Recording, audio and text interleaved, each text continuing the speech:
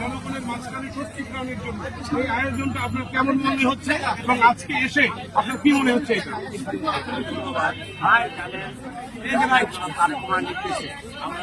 জনগণের পাশে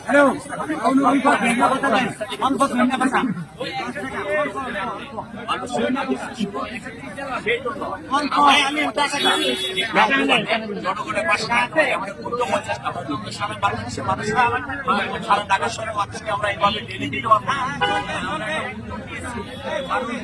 আমাদের এখানে বাজারে কি একটা জিনিস আসবে, মানুষ প্রতিবাদী হবে, এখানে না হয় বাজারে তো 100 টাকা হবে।